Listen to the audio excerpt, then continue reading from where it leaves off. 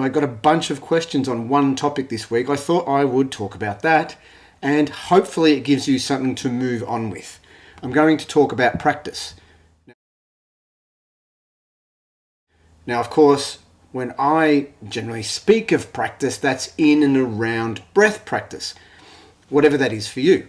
Whether you do the Wim Hof method, whether you do some form of pranayama, whether you do meditation and breath focus is part of it, doesn't matter. I'm not concerned with what kind of breath practice you do, or in fact, even if your practice is about the breath. Largely what I'm talking about is practice. And so I'm going to talk about 2 things generally in and around practice, and then 3 things that are specific to breath practice. So let's start with the 2 things about general practice. One is creating yourself a container, meaning that at the same time every day, or whenever it is that you do practice, maybe it's every other day, you create a time and a place and a commitment to practice. So this would be something that would be true for someone who's learning to play a musical instrument, learning to sing, learning any new skill, perhaps doing something that is based on wellness. So maybe it is meditation. Maybe the container is 20 minutes at 6 a.m. every morning, come what may. Creating that container is really important because that creates the consistency of practice. The second thing to think about is that you are actually practicing, and your goal is not perfecting. Your goal may be improving, but if I can be so bold as to make a suggestion, let go of the idea of perfection. Now, that doesn't mean that you become half-assed about it. It doesn't mean that you don't do your best.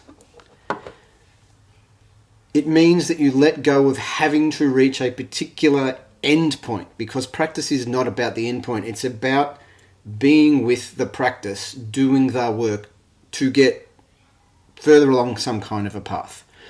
This is very important when we speak about breath practice, because when you aim to be perfect with breath practice, you miss the point, which is simply to shift your state or become more involved in how you're breathing.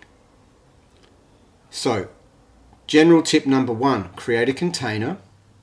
And general tip number 2, let go of perfection. You can apply this across the board. So I invite you at some point today, if indeed you do have the time, that you sit down and consider what it is that you are practicing right now. What's important in terms of your practice?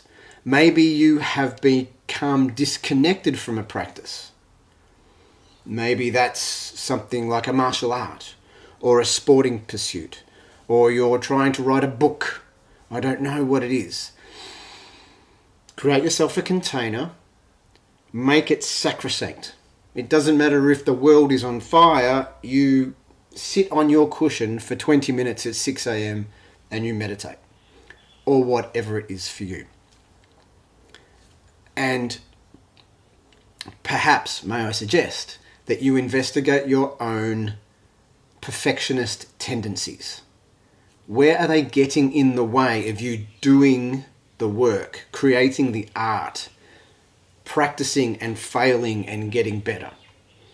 Because perfection can get in the way. It can create self-judgment, self-doubt, and a spiral of not committing to practice. So again, I'll say it. 2 things. A container, which creates commitment, and letting go of perfection and allowing the practice to lead. Now let's talk about practice in breathwork. But beforehand, why? Why bother even talking about this? One of the things that I do when I coach people is communicate complicated matters in a simple way. Now, if you can do that for yourself with your practice, if you have a complicated practice and you can simplify that practice, it makes it a whole lot easier for you to continue with that practice, to become consistent, to commit to the practice, because you're not getting confused about what you should do next, what model you should follow, who you should follow, when you should do it, how often you should do it. You can disregard a lot of that complexity and distill the practice into just one thing or two things or three things, but not 33 things. So for example, I study Brazilian Jiu-Jitsu. I don't claim to be a master. I don't even claim to be good at Brazilian Jiu-Jitsu, but I have learnt a number of things in my almost 20 years of practice. And one of them is the complexity gets in the way. And one of the traps that newbies fall into, the white belts that come in, and white belt is the best belt, so I am not disparaging the new people or the color of that belt. But one of the traps is they try and do everything all at once and learn it all too quickly. And it's the people who are prepared to focus on one thing, maybe one technique or one concept over a longer period of time that actually get better sooner. It sounds counterintuitive, but that singularity of focus helps broaden the game. This is true in other places as well. And I, of course, can link that straight back to breath practice. There are books everywhere. Like, here's one, great book. I'm reading it right now. It is just full of different types of pranayama exercises. But you don't need to learn all of the pranayama exercises that have ever existed, or how you count, or when you do them, or why they exist, or what they're good for. You can just sit and breathe. And you are still doing breath practice. You are still being with your breath. You don't have to get complicated. So let's talk specifically about how you can enter your own breath practice, or how, maybe more correctly, you can simplify your own breath practice. Coffee is important, of course. Number one, I say this all the time, close your mouth. Just gently touch your lips together. Now, when you gently touch your lips together, you force yourself, and it's not really forcing, but there's no other way to do this. You make yourself breathe through your nose. The nose filters the air, moistens the air, warms the air, slows the air down, reduces the turbulence in the air, makes you breathe deep, does a whole bunch of other stuff with your biochemistry, biomechanics, and your mind-body connection. And all you did was close your mouth. This is my best example of simplifying something that is complicated. Respiratory physiology and respiratory science are not necessarily easy to grasp, but you can improve your respiration by simply shutting your mouth. So, if you want to just do the most basic breath practice, shut your mouth. And that's it. You don't have to do anything else. Now, of course, you probably get bored with that pretty quickly.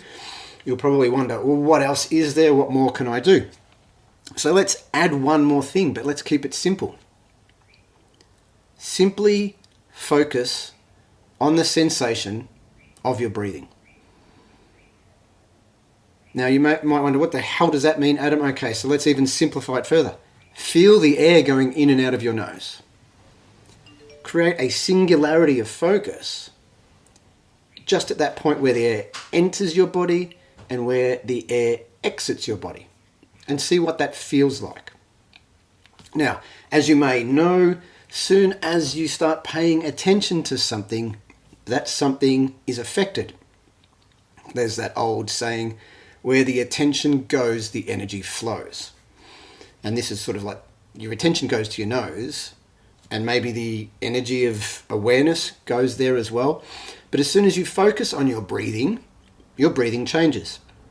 Because your lips are shut, chances are pretty good that it's going to shift in the direction you want it to shift, i.e. it's going to calm down. Your breathing generally will slow down, soften, and become deeper. And you've done two things. You've shut your mouth and you've put your attention on your breath. And that's it. Now, you don't have to do anything more than that. Again, it's very simple. Your breathing practice can be as simple as that. So what might that really look like? That might look like you creating a container, sitting on your mat, or sitting on your chair, or kneeling, or indeed if you have to lie down, lying down, putting a timer on for 10, 15, 20 minutes, closing your mouth, and paying attention to the air going in and out of your nose, And then maybe you can expand that awareness to what else you feel while you're breathing. Maybe you can feel the air down deep, the diaphragm moving. Maybe your ribs expanding. Maybe you feel it up high. Maybe you get a sense of how your heart's beating. Maybe you can start to notice, is there a gap between the breaths? How long are the breaths? How long is the inhalation in relation to the exhalation? So there is a lot there that you can investigate, and all you need is an increased awareness of your breathing. Now, what we haven't spoken about is what's actually going on here. So a lot of stuff's changing physiologically, but psychologically you are creating a singularity of focus. So what often happens there is all of the other stuff that's going on in your head disappears. And you effectively did two things. You shut your mouth and you put your awareness on your breath, or you started to focus on your breath. And that's it. Now, this is where I start everybody who comes to me for breath coaching. Everyone. The first thing we do is get the nose working, shut the mouth, and start to pay attention to the breath. And largely what we're doing is we're taking an unconscious activity, bringing it into consciousness, becoming more aware of the breath, more conscious of what's going on, becoming more sensitive to the activity of breathing. How can you take that concept and move it to something else that's important in your life that's part of your practice right now? Of course, I'm talking about breath. I'm the breath geek. I'm going to talk about breath over and over again until my face resembles the color of my jumper. But you can use the same principles and ideas, these concepts, to extend out to the rest of your life. See, one of the things I do really well, and this is me blowing my own trumpet, is I make complicated stuff simple. So if you can take that simple idea and expand it to the rest of your world, even this idea of improving your breathing will start to ripple outwards. It will start to expand. And largely what happens when someone comes to me and works with me and practices breathing for a particular reason, the breath happening here and the changes happening here start to ripple out to other areas. So someone might come and talk to me because they've got asthma. And the symptoms start to become less strong. Maybe eventually they're not there anymore. Maybe we don't need to rely on medication or something. But what also happens is the mind becomes calm. When the mind becomes calm, other things happen as well. You can make better decisions because you've got more space. Often people communicate better with their significant others and the more important people around them, the other important people around them, because their head's not full of stuff. And we started the work because of a respiratory problem. So breath work, breath practice, all this stuff around the breath, it's powerful juju. And it can get really complicated and you can get stuck in the weeds and you can get lost. And that is true of other parts of your life and other things that you do and other things that I do, of course. So my challenge for you today on this lovely Friday, as you move into the weekend and hopefully have a rest and then move into the next week, is simplifying your own practice. Now, if you need help with your breathing, please reach out. I can work with you one-on-one, and it doesn't matter where you are in the world. So today we talked about simplifying practice, getting the most out of your practice. We talked about creating a container of consistency, and we talked about being committed, and then we talked about the breath and closing your mouth and breathing through your nose. And I'm going to leave it there. The other thing that we talked about, and this is proof, is letting go of perfection. These videos are not perfect, but they're out there and they're valuable. And please leave a comment. And I will see you next week on Monday. Breathe easy. I'm the Breath Geek. Bye for now.